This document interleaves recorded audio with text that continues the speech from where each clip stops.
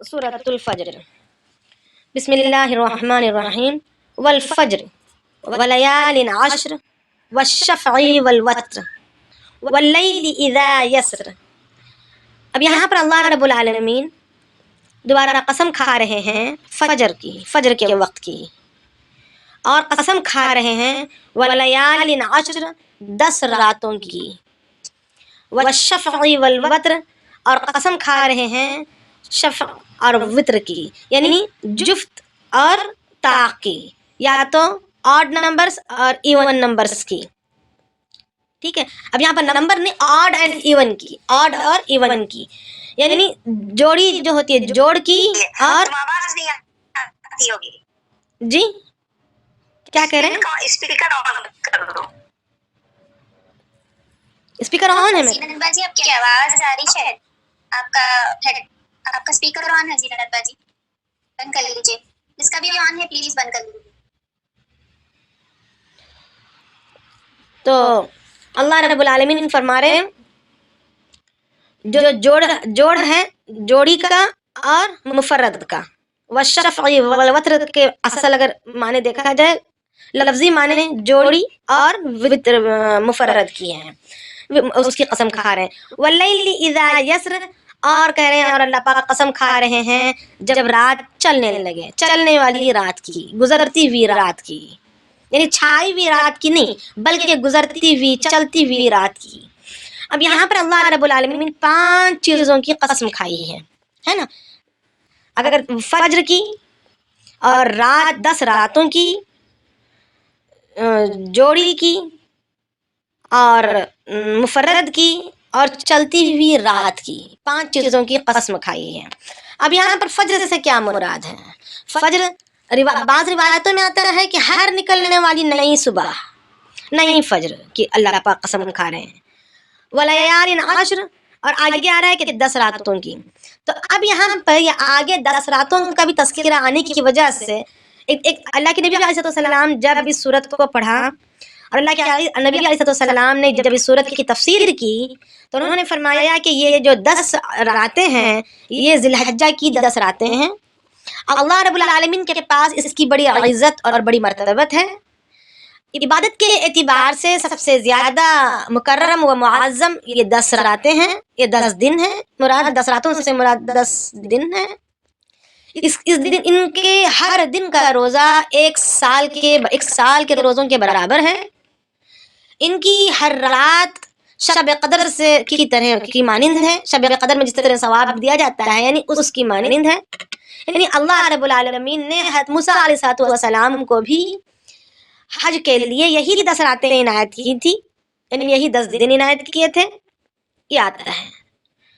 اور پھر بعض روایت میں آتا ہے کہ محرم کی شروع کی 10 راتیں ہیں کیونکہ وہ سال کی شروعات ہیں اسلامی اعتبار سے۔ اب مختلف روایات ہیں، بہرحال ہر کوئی اپنی اپنی فضیلت رکھتا ہے۔ اب والفجر، اب یہ 10 راتوں کے یعنی ذی الحجہ کی 10 راتوں کے تذکرے سے پہلے فجر کا تذکرہ آیا ہے۔ اس حساب سے حضرت ابن عباس رضی اللہ عنہ کی ایک روایت تو ہر صبح کی ہے، ایک روایت یوم النحر کی صبح کی ہے۔ یوم النحر کی صبح اس لیے بولا جا رہا ہے یہاں پر کہ اللہ رب العالمین نے ہر دن کو رات کے ساتھ جوڑ دیا ہے نا، ہر دن کو رات کے ساتھ جوڑا ہے، رات جاتی ہے تو دن آتا ہے، اور ہر دن کو اللہ رب العالمین نے رات کے ساتھ اس طرح جوڑا کہ رات پہلے آتی ہے، رات پہلے آتی ہے دن بعد میں آتا ہے۔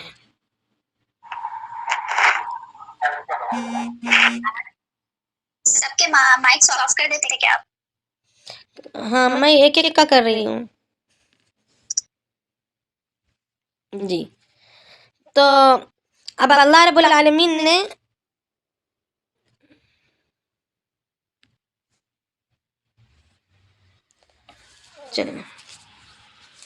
اللہ رب العالمین نے رات کو سبقت دی ہے دن پر، یعنی رات پہلے آتی ہے دن بعد میں آتا ہے۔ جیسے اب ہم رمضان کا چاند دیکھتے ہیں تو رمضان کی رات پہلے آتی ہے اور رمضان کا دن بعد میں آتا ہے، سحری ہم رات سے کھا لیتے ہیں، تراویح ہم رات سے پڑھ لیتے ہیں، یعنی چاند دیکھتے ہی۔ مراد یہ ہے کہ جب نیا دن جب شروع ہوتا ہے تو اس کی رات پہلے ہوتی ہے، دن بعد میں ہوتا ہے، اور دن جا کر ختم ہوتا ہے مغرب تک، مغرب کو ہے نا، مغرب کا وقت شروع ہونے پر دن ختم ہو جاتا ہے عصر کے بعد۔ تو اللہ رب العالمین نے یہاں پر جو فجر کی جو الگ سے قسم کھائی ہے، پورے سال میں ایک صبح ایسی ہے جس کی رات نہیں ہے، جس کی رات نہیں ہے، پورے سال میں ایک فجر ایسی جس کی رات نہیں ہے، وہ یوم النحر کا دن ہے۔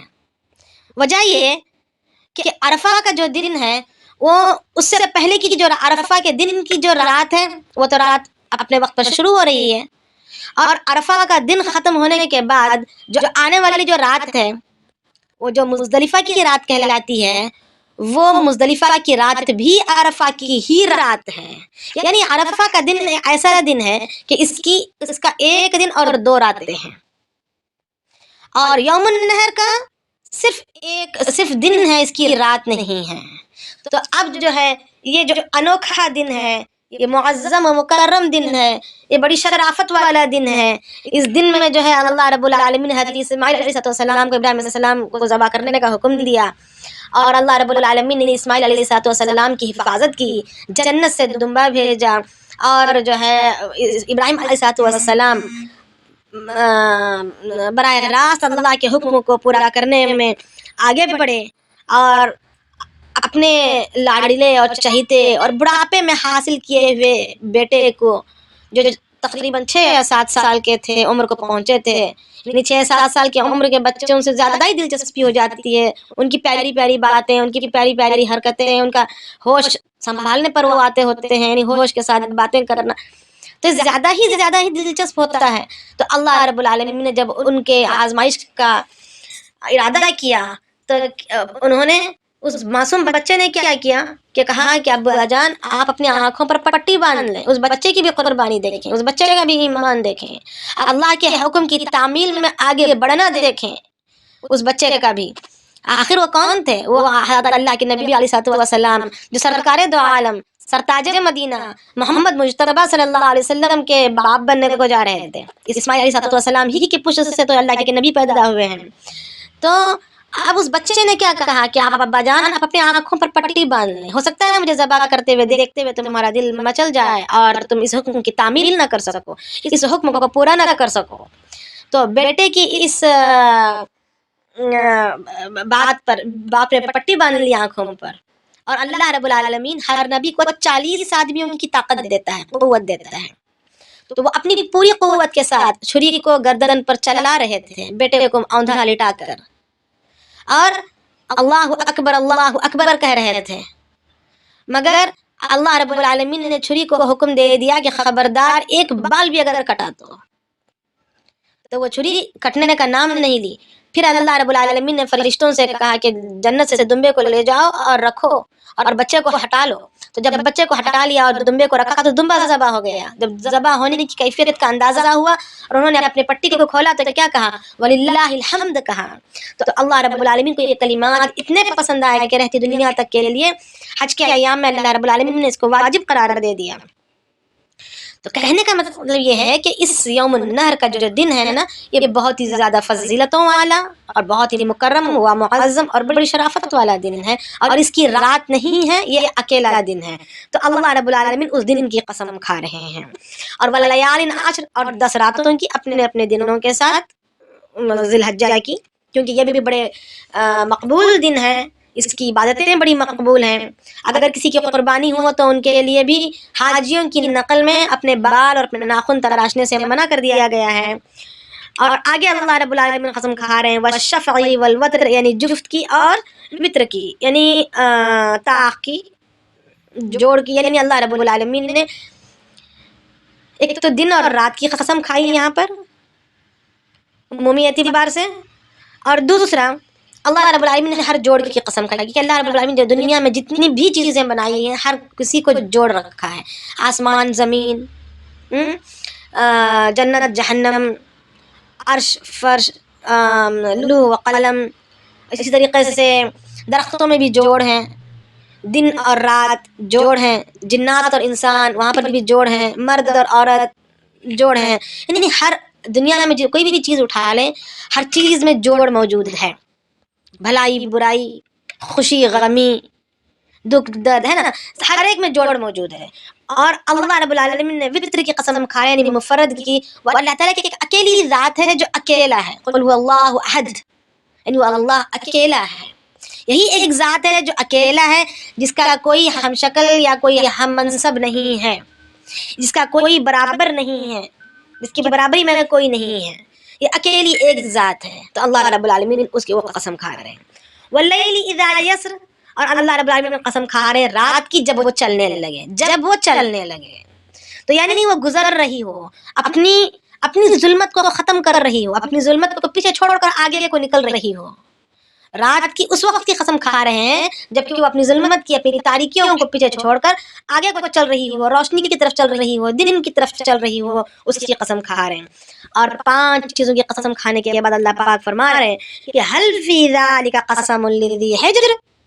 اب یہاں پر اللہ پاک سوال کر رہے ہیں کیا یہ قسمیں کافی نہیں ہیں عقل مند کے لیے، یا یہ قسموں کا کھانا کیا ایک عقل مند کے لیے کافی نہیں ہے؟ یہاں پر ہجر سے مراد عقل کو لیا گیا ہے۔ اصل میں ہجر کہتے ہیں روکنے کو، کسی چیز کے روکنے کو، جیسے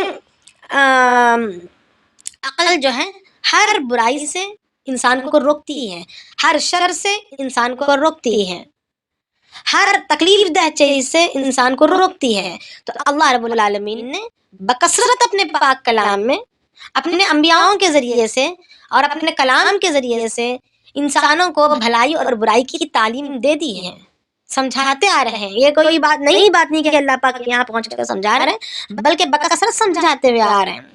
اور اللہ رب العالمین نے اپنے نبی علیہ الصلوۃ والسلام کی زبانی سے ان کی تربیت کے نتیجے میں ایک بڑی تعداد کو دنیا میں چھوڑ گئے، جو 1.25 لاکھ صحابہ کرام رضی اللہ عنہم کی جماعت رہی، اور وہ جماعت کی تربیت کر گئے، اور ان کی زندگیاں ہمارے سامنے آج شاہد ہیں، یعنی گواہ ہیں، ان کی زندگیوں کے نمونے موجود ہیں کہ بھلائی کیا ہے، برائی کیا ہے، پتہ چل کرنے کو ہے نا۔ تو اللہ رب یہی فرما رہے ہیں حل فی ذلک قسم لذی حجر، کیا یہ کافی نہیں ہے عقل والوں کے لیے، یہ قسمیں کیا کافی نہیں ہیں؟ یعنی اللہ تعالیٰ کی ذات قسم کھا رہی ہے اور پوچھ رہی ہے، یعنی یہاں پر اللہ رب العالمین ہمیں ہمارے عقلوں کو چوکنا کر رہے ہیں۔ سوال قسم کھایا، قسم میں ہی انسان کافی چوکنا ہو جاتا ہے کہ قسم کھا کر جب بات آ رہی ہے تو ضرور کوئی اہم بات ہے۔ پھر اللہ رب العالمین سوال کر کے، اسی قسموں کے تعلق سے سوال کر کے مزید اللہ رب العالمین چوکنا کر رہے ہیں تاکہ انسان آنے والے پیغام کو اچھی طریقے سے سمجھ سکے اور اس پر توجہ کر سکے، غور و فکر کرے اور اپنی زندگیوں کو سنبھال لے۔ آگے اللہ پاک فرما رہے ہیں قسم کے جواب میں، الم تر کیف فعل ربک بعاد، کیا آپ نے نہیں دیکھا، الم تر، کیا آپ نے نہیں دیکھا، کیف فعل، کیسے کیا، ربک، آپ کے رب نے، کیا کہہ رہے، آپ کے رب نے، یہاں پر بعاد قوم عاد کے لیے، قوم عاد کے ساتھ، ٹھیک ہے۔ قوم عاد کس کی قوم تھی پتہ ہے نا، کس کی قوم تھی؟ کوئی جلدی سے جواب دے سکتے ہیں تو دے لیں۔ ہود علیہ السلام کی، ہاں، ہود علیہ السلام کی، صالح علیہ السلام کی، ہود ہود علیہ السلام کی، ہود علیہ السلام کی۔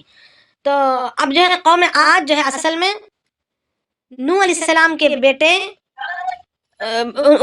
ارم کی نسل میں سے تھے، ٹھیک ہے۔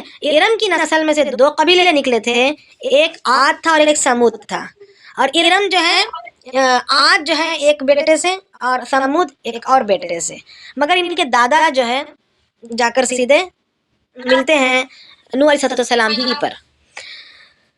تو بہرحال اللہ رب العالمین جو ہے، کس کا مائی کون ہے؟ برائے مہربانی اپنی مائک بند کر لیں۔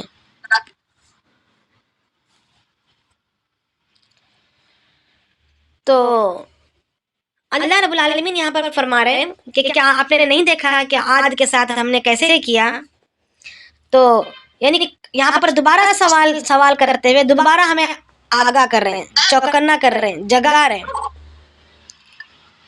ہیں کہ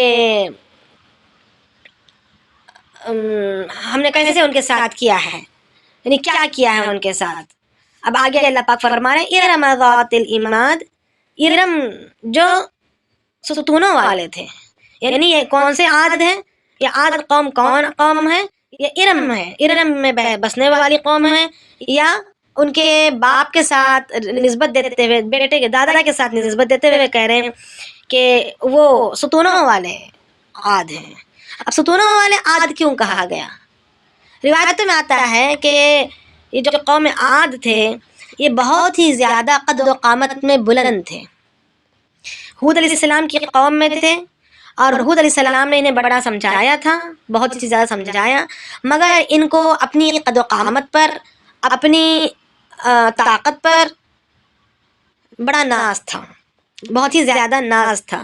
اور یہ جو ہے انہوں نے ایسے شہر، ان کے شہر ایسے تھے کہ جو سونے اور چاندی سے لبریز تھے، مطلب مال اتنا سونے اور چاندی کی ان کی دیواریں ہوا کرتی تھیں، اور یہ اتنے اونچے اونچے ہوا کرتے جیسے کہ ستون ہی کھڑے ہیں۔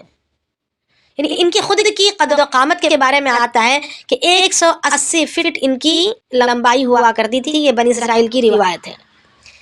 ہماری روایتوں میں کہیں ان کے قد و قامت کی، یعنی صحیح ان کے قد و قامت کے بارے میں کہیں نہیں آتا، بس بڑے لمبے قد و قامت والے تھے، اتنے لمبے قد و قامت والے تھے کہ ان کی طرح کوئی اور قوم دنیا میں نہیں آئی، یہ بیان آتا ہے۔ مگر بنی اسرائیلیوں کی روایت میں آتا ہے کہ 180 فٹ ان کی قد ہوا کرتی تھی۔ بہرحال جو بھی ہو، ان کی تو جب ان کو سمجھایا گیا، منع کیا گیا، ان کو ان کے ظلم سے روکا گیا، ان کے فساد کے مچانے سے ان کو روکا گیا، ناز تھا مال کا اور اپنی طاقت کا، تو انہوں نے اپنے نبی سے کہا کہ ہم سے زیادہ قوت والا کون ہو سکتا ہے جس سے ڈرایا جا رہا ہے۔ انہوں نے یہ نہیں سوچا کہ یہ قوتیں اور یہ طاقتیں ہمیں اور یہ صلاحیتیں کسی نے دی ہیں، یہ اپنے آپ سے ہمیں نہیں آ سکتی، یہ ان کے ذہنوں میں نہیں تھا۔ بس یہی بات تھی کہ ہم سے زیادہ قوت والا اور ہم سے زیادہ طاقتوں والے کون ہو سکتے ہیں؟ تو اللہ پاک وہی فرما رہے ہیں التی لم یخلق مثلها فی البلاد، یعنی یہ وہ لوگ تھے، یعنی یہ وہ ان کے شہر، وہ ایسے شہر تھے جو کسی دوسرے ملک میں پیدا نہیں کیے گئے تھے۔ یعنی یہ ان کی جو رہائش تھی، ان کی رہائش حجاز سے لے کر شام تک تھی، یعنی حجاز مکہ، معظم مکہ اور مدینہ کا جو علاقہ ہے، وہاں سے لے کر سیریا تک کا ان کا علاقہ تھا، یہ وہاں پر رہتے تھے۔ اور دنیا کے دوسرے کسی بھی حصے میں ان جیسی قد و قامت، ان جیسی طاقتیں، ان کے شہروں کی طرح بڑے بڑے ستونوں والے شہریں، بڑے بڑے ستونوں والے محلات یا مکانات بالکل کہیں بھی نہیں تھے۔ یعنی یہ پوری دنیا میں یہ علاقہ، شام سے لے کر حجاز تک کا علاقہ، یعنی قوم عاد والا علاقہ ایک نمایاں تھا، ایک نمایاں تھا، تو ان کو اس پر بڑا ناز تھا، اپنی قوت اور اپنی طاقت پر، اور یہ سمجھتے تھے کہ ہمارے برابر میں یا ہم سے اوپر کوئی ہو ہی نہیں سکتا۔ تو انہوں نے اسی بات کو لے کر اپنے نبیوں کو جھٹلایا۔ اب آگے اللہ پاک فرما رہے وَثَمُودَ الَّذِينَ جَابُوا الصَّخْرَ بِالْوَادِ، اور سمودیوں کے ساتھ بھی جنہوں نے، یعنی کیا کیا، وہی بات کا عطف ہو رہا ہے، یعنی أَلَمْ تَرَ كَيْفَ فَعَلَ رَبُّكَ ثمود، بثمود، وہی بات آتی ہے یہاں پر بھی، یعنی کہ آپ نے نہیں دیکھا، یعنی واو کا جو عطف آ رہا ہے یہ اوپر کی آیت کی طرف اشارہ کرتے ہوئے آ رہا ہے کہ اور سمود کے ساتھ کیا کیا آپ نے، آپ کے رب نے کیا نہیں دیکھا؟ الذین جابوا الصخر، یہ وہ کون تھے؟ یہ اوپر والے کون تھے؟ ارم ذات العماد تھے، یعنی ستونوں والے تھے۔ اب یہ لوگ کون تھے؟ سمود کون تھے؟ الذین جابوا الصخر بالواد، یعنی یہ بڑے بڑے پتھروں میں تراش کر عمدہ مکانات کو تیار کرنے والے تھے، وادیوں میں مکانات کو تیار کرنے والے تھے، بڑے بڑے پہاڑوں میں، कुरैत को यानी अल्लाह ताला ने इन्हें इतनी ऐसी क़ुव्वतें दी थी कि इनके जो नाखून थे वो लोहे के मानिंद थे। ये अपने नाखूनों से ही कुरैत कुरैत कर बड़े बड़े महलात बना लिया करते थे और उसमें इनकी रिहाइश थी।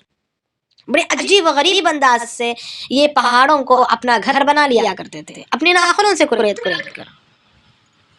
तो अल्लाह रब्बुल आलमीन यहाँ पर यही फरमा रहे हैं वसमूद अल्लज़ीन, और समूद को देखो कि क्या उन्होंने कौन से समूद, वो समूद जो जाब सख्र बिलवाद, यानी उन नाखूनों से अपने कुरेद कर बड़े बड़े पत्थर तराश लिया करते थे। व फिरऔन दिल औताद, फिर दोबारा वही उसी की तरफ इशारा है कि अलम तरा कैफ़ फ़अल रब्बुका बिफ़िरऔन, कि फिरऔन को क्या आपने नहीं देखा कि उसके साथ कैसे किया। कौन सा फिरऔन? मिस्र का हर बादशाह फिरौन ही कहलाता था, है ना। तो अब ये कौन सा फिरौन? ये वो फिरौन है जो मेखों वाला था। अब मेखों वाले से ताबीर जो है, कुछ रिवायत में आता है कि मेखों वाला क्यों कहा गया, कुछ रिवायतों में आता है कि इनके यहाँ पर रस्सियों और मेखों से खेल खेला जाता था। कुछ रिवायतों में आता है कि इनकी जो फौज थी, इस फिरौन की जो फौज थी, उसकी आज़मत और यानी उसकी मजबूती और उसकी क़ुव्वत की ताबीर की जा रही है मेख से, यानी मेख की तरह मजबूत गड़े हुए की इनकी मिलिट्री फोर्स या इनकी फौज इस तरीके से। या तो फिर जो है जी, मेख का मतलब? मेख यानी नेल, किला, जी, मेल, नेल। वो फिरौन का नाम भी बता दीजिए। और फिरौन का नाम पहले हाँ अभी मेरे जहन में नहीं है, और इंशाल्लाह देख के बता देती हूँ। और फिरौन जो है, और फिर एक रिवायत में आता है कि फिरौन को दिल औताद यानी मेखों वाला इसलिए बोला जा रहा है कि इसके यहाँ पर सज़ा का तरीक़ा ये था कि वो चारों खाने चित लिटा कर हाथों और पैरों में मेख ठोकता था, किसी तख्ते पर सुलाकर मेख को ठोका करता था। फिर एक बड़ी से पत्थर के चट्टान को उस पर डाल दिया जाता जिससे वो घुट कर या कुचल कर ख़त्म हो जाए वो बंदा। इस तरीक़े से वहाँ पर सज़ा दी जाती थी उसके इसमें। तो इसी तरीक़े से उसने आसिया अलैहिस्सलाम को भी इसी तर्ज पर सज़ा देने की कोशिश की थी। और उसने जबकि आसिया अलैहिस्सलाम ने मूसा अलैहिस्सलाम पर ईमान लाई और मूसा अलैहिस्सलाम के दीन को अपनाया, उसको पता चला, तो ये वाक़या तो मशहूर है कि उनको कैद खाने में बंद कर दिया गया, भूखा रखा गया, फिर भी वो दीन से नहीं हटी। तो उनको जो है उनको लिटा कर मेख मारने का इरादा किया और पत्थर को से कुचलना चाहा। तो आसिया अलैहिस्सलाम ने अल्लाह रब्बुल आलमीन से दुआ मांगी कि अल्लाह मुझे जो है मेरा ठिकाना बतला दे, मुझे इस जालिम के मज़ीद जुल्म की सहने की मेरे इस्तिताअत नहीं है, तो इसके जुल्म के होने से पहले मुझे मौत दे दे। तो अल्लाह रब्बुल आलमीन ने उनकी दुआएं कबूल कर ली और उनका ठिकाना दिखला दिया गया और इस जालिम के पत्थर से कुचलने से पहले उनकी रूह को कब्ज़ कर लिया गया। तो इसका तो अब अल्लाह रब्बुल आलमीन उसी की तरफ इशारा करके कह रहे हैं वह फिरऔन दिल औताद, यानी फिरऔन जो मेखों वाला था। अल्लज़ीना तग़ौ फिल बिलाद, इन सबों ने क्या किया था? सबों ने अपने शहरों में से सर उठा लिया था, यानी फसाद के लिए, सरकशी में, जुल्म में, जोरावरी में। फ़अक्सरू फ़ीहल फ़साद, यानी बहुत से जो है उन्होंने उसमें फसाद मचा रखे थे। तो रिवायतों में आता है कि कौम आद को अल्लाह रब्बुल आलमीन ने, जो दीनदार थे, जो अपने हूद अलैहिस्सलाम के दीन पर चलने वाले थे, उनको अल्लाह रब्बुल आलमीन ने बचा लिया, नजात दे दिया और सख्त और तुंद हवाओं के ज़रिए से सारे नाफरमानों को हिला कर दिया गया। ये हवाएं जो है तकरीबन 8 दिन और 7 रातें चली और ये हवाएं इतनी सख्त थी कि जब हवाओं का चलना जब ख़त्म हुआ तो क्या देखा गया कि इनके सर अलग और धड़ अलग होकर पड़े हुए थे, यानी नाफरमानों की और इस कौम आद के अल्लाह रब्बुल आलमीन ने बिल्कुल ही नाम निशान को मिटा दिया। तो अल्लाह रब्बुल आलमीन जो है यहाँ पर इसी का इजहार करके फरमा रहे हैं कि यानी हम जो है آگے اللہ رب العالمین فرما رہے ہیں فصب علیہم ربک صوت عذاب، یعنی جب ان کا شر دیکھا، ان کا فساد دیکھا، ان کی شرارتیں حد سے آگے کو بڑھنے لگی، اپنے نبیوں کی باتوں سے، احکامات سے جب یہ لوگ ٹکرانے لگے، تو اللہ رب العالمین فرما رہے ہیں کہ فصب علیہم، تو پھینکا تمہارے رب نے، یعنی کوڑا برسایا یا ڈالا تمہارے رب نے صوت عذاب، عذاب کے کوڑے کو، یعنی عذاب کے کوڑے کو برسایا، عذاب کی لاٹھی کو برسایا، جو بھی ہو۔ اب یہاں پر اللہ رب العالمین، ویسے قہار کا لفظ یہاں پر زیادہ عقاب کا یا قہار کا یا جبار کا لفظ یہاں پر زیادہ فٹ ہوتا ہے نا، جڑتا ہے یہاں کی اس واقعے کے اعتبار سے، یہاں کے اس بیان کے اعتبار سے، یہاں پر جو حالات بیان کیے جا رہے ہیں، جن پکڑ کا بیان کیا جا رہا ہے، اس کے حساب سے یہاں پر اصل میں اللہ رب العالمین کی اس صفت کو لانا تھا جو سختی کی، پکڑ کی، حساب کے لینے کی بات ہوتی ہے، جس صفت میں معلوم کا پتہ چلتا ہے۔ مگر اللہ رب العالمین نے لفظ رب کو مسلسل لایا، بات شروع کرنے سے پہلے بھی رب کہا، بات ختم کرتے وقت بھی رب کہا، یعنی علم تر کیف فعل ربک بعاد، کیسے کیا تمہارے، کیا آپ نے نہیں دیکھا کہ کیسے کیا آپ کے رب نے، بجائے قہار کے یا جبار کے یا عقاب کے، یعنی پکڑ کرنے والا، اس طریقے سے حساب لینے والا، جو بھی ہو، قہار عذاب کو برسانے والا یا قہر کو، غصے کو برسانے والا، یہ لا سکتے تھے، مگر اللہ رب العالمین نے رب کو لائے، اس لیے کہ اللہ رب العالمین یہ بتلانا چاہتے ہیں کہ باوجود وہ اپنی ربوبیت کے، باوجود اپنی مامتاؤں کے، اللہ رب العالمین جب نافرمانیوں پر بندہ اتر آتا ہے تو باوجود اپنی محبتوں کے، باوجود اپنی ربوبیت کے، اللہ رب العالمین پکڑ ضرور کرتے ہیں، اور یہ پکڑ کا کرنا اس لیے کہ مزید اور بندے جو ہے اس قسم کی حرکتوں سے بچ جائیں، یہ گندگی ان کی پھیلتی چلی نہ جائے، اور بندوں کے یہ ان کی ربوبیت ہی کی شان ہے کہ اللہ رب العالمین اس چیز کو نکال کر پھینک رہے ہیں، اس قوم کو جو ہے عذاب میں مبتلا کر کے ہٹا رہے ہیں، اور اللہ رب العالمین عموماً دنیا میں عذاب دیتے نہیں ہیں، کچھ کو ہی دیا گیا ہے، اور کچھ ہی کو دیا جاتا ہے۔ آج کے دور میں بھی سرکشی بڑی ہوئی ہے، مگر اللہ رب العالمین کا عذاب کا کوڑا اس طرح سے برستا نہیں ہے عمومی طور پر، مگر اللہ رب العالمین نے بعض قوموں کو عذاب میں مبتلا کر کے رہتی دنیا تک کے لیے سبق چھوڑا ہے کہ اللہ رب العالمین اگر پکڑنے پر آئے تو دنیا میں بھی پکڑ سکتے ہیں، اور اللہ رب العالمین کی پکڑ کیسی ہوتی ہے، یعنی اللہ رب العالمین غافل نہیں ہے ہماری حرکتوں سے، ہماری حرکتوں سے یا ہماری کرتوتوں سے، ہمارے اعمال سے غافل نہیں ہے، بلکہ اللہ رب العالمین کی ہر چیز نگاہ کے سامنے ہو رہا ہے، اس کے علم میں ہو رہا ہے، اس کے بصیر ہونے میں ہو رہا ہے۔ تو اب یہاں پر اللہ رب العالمین آگے یہ بھی فرما رہے ہیں ان ربک لبالمرصاد، بے شک آپ کا رب لبالمرصاد، بڑا گھات لگانے والا ہے، یعنی گھات میں ہے، ہر بندے کی گھات میں ہے، یعنی ہر ایک فردن اللہ رب، یہاں پر قسموں کے کھانے میں بھی کہا کہ میں کھاتا ہوں قسم جوڑے کی بھی اور وطر کی بھی، یعنی اللہ رب العالمین کے علم میں ہر چیز موجود ہے، ہر بندہ موجود ہے، چاہے وہ کسی تاریکی میں چھپا ہوا کیوں نہ ہو، چاہے وہ کسی اعلان مجلس میں کیوں نہ ہو، مگر اللہ رب العالمین کے علم میں ہر کوئی ہے، اور اللہ رب العالمین ہر ایک کی گھات میں ہے۔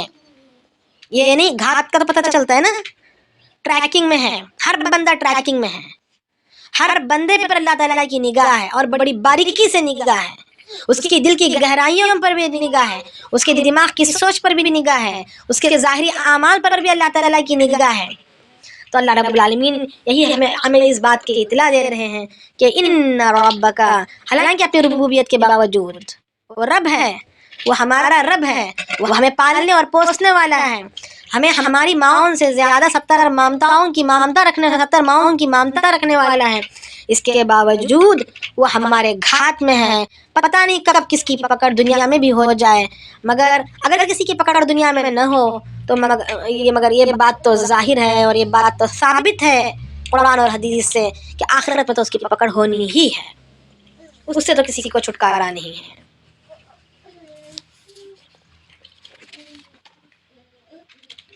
تو آگے دیکھیں گے یا کسی کو کچھ یہاں پر پوچھنا ہے؟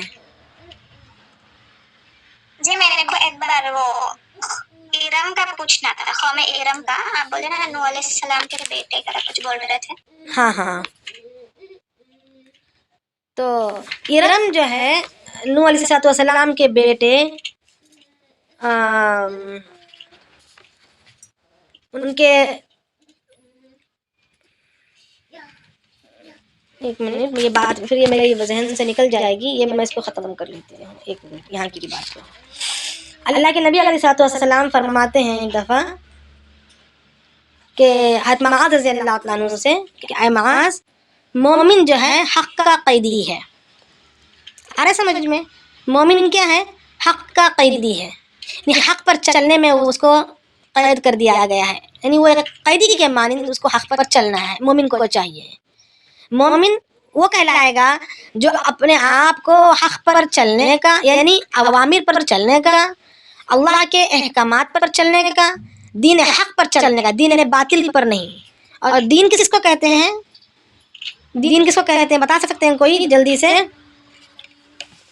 24 گھنٹے کی زندگی. ہاں، 24 گھنٹے کی زندگی. 24 گھنٹے کی زندگی میں کیا ہے؟ روزہ نماز ہی آئے گا، روزہ نماز حج.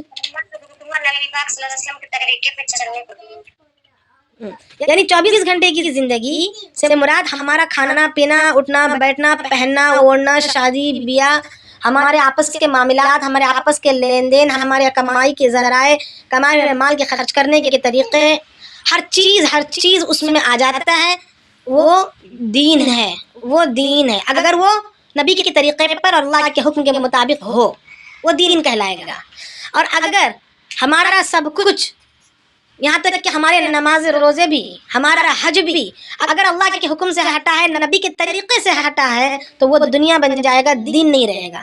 حالانکہ وہ ہم اس کو عبادت سمجھ کر رہے ہوں گے، مگر وہ عبادت نہیں رہے گی بلکہ وہ دنیا داری ہو جائے گی. آ رہا ہے نا؟ تو اب یہاں پر اللہ پاک فرما رہے ہیں، اللہ کے نبی علیہ السلام فرما رہے ہیں کہ مومن جو ہے حق کا قیدی ہے.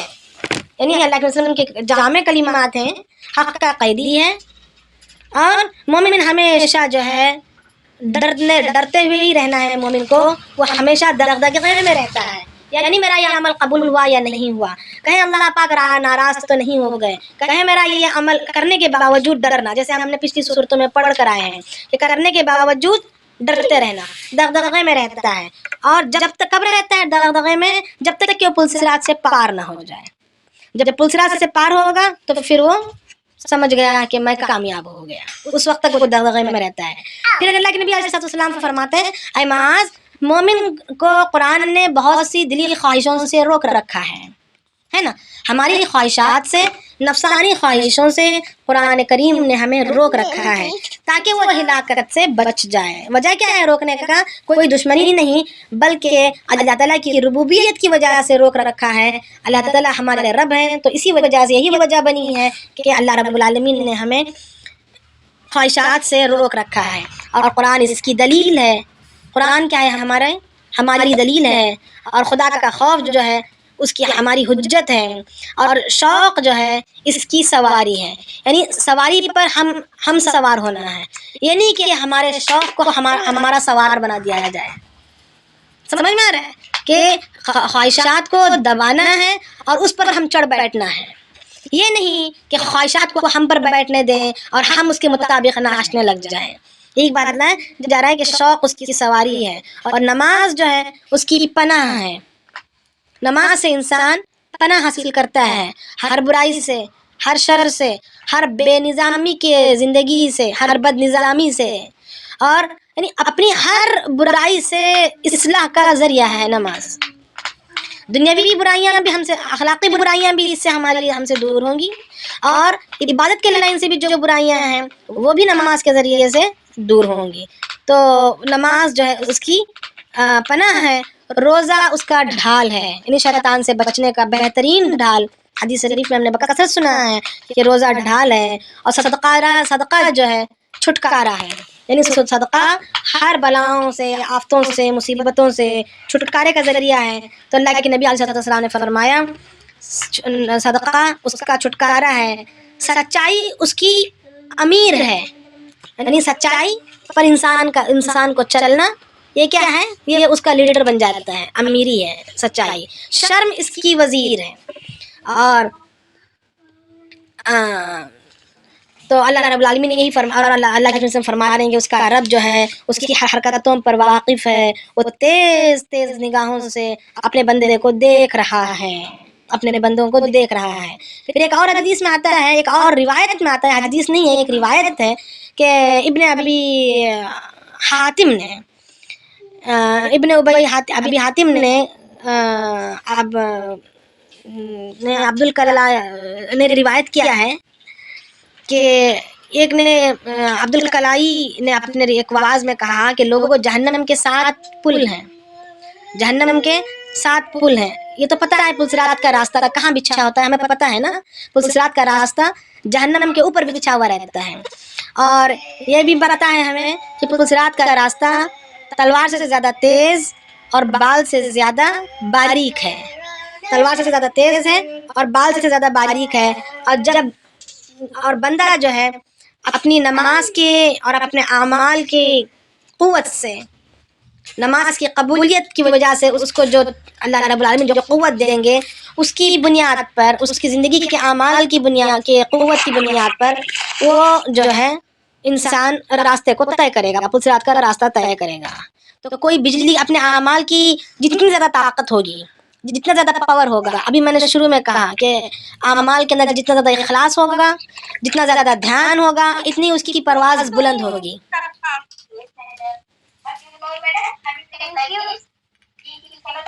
تو اتنی جو ہے اس کی پرواز بلند ہوگی اور اس کی پرواز تیز ہوگی. تو یہاں پر اعمال جو اخلاص سے کیے جائیں گے، اس کی 24 گھنٹے کی جو زندگی جو دنیا میں وہ گزار کر گیا ہوگا، اسی کے حساب سے اس کے پاس قوت ہوگی اور اس کی پل صراط پر گزرنے میں تیزی رہے گی. تو جو بندہ تیزی کے ساتھ گزر جائے گا، جو بندہ تیزی کے ساتھ گزر نہیں پائے گا تو پھر وہ کیا ہوگا، کٹٹ کر جہنم میں گر جائے گا، کٹٹ کر جہنم میں گر جائے گا. تو اب یہاں پر یہ کہتے ہیں، روایت میں آتا ہے کہ جہنم میں 7 پل بچھا، جہنم کے اوپر جہنم کے 7 طبقے ہیں، یہ تو پتہ ہے. تو ہر طرف جہنم پر جب وہ پل بچھایا گیا ہوا ہوگا تو اس پل پر سے جو بے نمازی رہیں گے وہ تو سب سے پہلے ہی کٹٹ کر گر جائیں گے. پھر اگر کسی کی زندگی میں نماز تو تھی مگر ان کے اندر امانت داری نہیں تھی تو وہ نماز والا راستہ تو پار کر لیں گے، مگر امانت داری کی جگہ میں کٹٹ کر گر جائیں گے، ان کو وہاں پر روک لیا جائے گا. اور تیسرے، اگر کسی کے پاس امانت داری بھی تھی تو وہ پار کر لیں گے. اور صلہ رحمی نہیں تھی، رشتے ناطوں کو توڑنا تھا، کسی دو کے درمیان ہمیشہ کسی سے بنتی ہی نہیں تھی، چاہے رشتے دار ہو چاہے غیر ہو، جو بھی ہو، کسی سے بنتی ہی نہیں تھی، زبانیں چلتی تھیں قینچیوں کی طرح. تو پھر جو ہے وہاں پر ان کو روک لیا جائے گا اور وہ وہاں پر ہلاک ہو جائیں گے. یعنی اس طریقے سے آگے انسان کا بڑھنا ہوگا. مگر اگر کسی کی زندگی 100% دین کے مطابق ہو، دین کے اندر ہو، دین میں داخل ہو، اللہ کے نبی علیہ السلام کے احکامات کے مطابق ہو، اللہ کے حکم کے مطابق ہو، تو پھر وہ تو بجلی کی طرح سے پار کر جائے گا. تو اس کے لیے ضروری ہے کہ اپنی زندگیوں پر، 24 گھنٹے والی زندگیوں پر خوب محنت کرنا ہے. اور یہ ارم کے بارے میں جو آ رہا ہے، عاد کا بیٹا ہے. کون؟ ارم. عاد کا بیٹا ہے، اور عاد کا بیٹا ہے آس، اور وہ ارم کا، یعنی سام کے بیٹے، نوح اسلام کے بیٹے سام، اور سام کے بیٹے ارم، اور ارم کے بیٹے آس، اور آس کے بیٹے عاد. اس طریقے سے یہ سلسلہ چلا ہے. تو بہرحال سمود ہو یا आद हो, दोनों जो है जाकर मिलते हैं नूह अलैहिस्सलाम ही पर। या तो यूं कह सकते हैं कि दोनों जाकर मिलते हैं इरम पर। इरम का एक बेटे से जो है निकला है वो आद, और एक बेटे से निकला है समूद कौम। बस यही था। किसी को और कुछ पूछना है?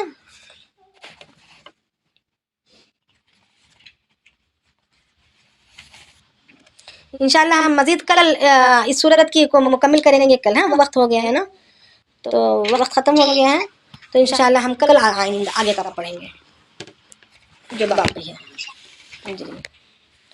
सुब्हानल्लाहि व बिहम्दिही, सुब्हानकल्लाहुम्मा व बिहम्दिका, नशहदु अन ला इलाहा इल्ला अंता, नस्तगफिरुका व नतूबु इलैक। सुब्हान रब्बिका रब्बिल इज़्ज़ति अम्मा यसिफून व सलामुन अलल मुरसलीन वल्हम्दुलिल्लाहि रब्बिल आलमीन। कोशिश ये करें कि इन बातों को जो कुछ सुने हैं उसको लिख लें, ताकि याद दहानी हो जाए। फिर आइंदा हमारी आने वाली नस्लों पर अगर वो ये लिखा हुआ मकतूब हमारा मिल जाए किसी को, और उनके पढ़ने में काम आ जाए, जबकि हम कब्रों में पहुंच चुके भी होंगे, तो किसी और के पढ़ने में काम आए और उनकी हिदायत का ज़रिया बने, तो हमारे लिए आखिरत में नजात का सबब बनेगा और ख़ुद की अमल में लाने में भी आसानी होगी। लिखे हुए पर लिखा हुआ रहेगा तो याद दहानी रहेगी, फिर जो है अमल करना आसान हो जाएगा। जो याद रहेगा तो अमल में आएगा, है ना। अगर याद ही नहीं रहेगा, सुन रहे हैं, बैठ रहे हैं, सुन रहे हैं और झटक कर निकल रहे हैं, तो फिर अमल में कहाँ आता है। और हमारा ये बैठना सिर्फ पढ़ने और सुनने के लिए नहीं है, बल्कि अमल में लाने के लिए, अपनी ज़िंदगियों में तब्दीली लाने के लिए है। तो कोशिश करें कि अपने तौर पर लिख लें अपनी ज़बान में। ज़रूरी नहीं कोई फसाहत और बलागत का ख्याल किया जाए, नहीं, ज़रूरी नहीं है। अपनी खुद की ज़बान में अपनी समझ के मुताबिक लिख लें, ताकि वो महफूज हो जाए।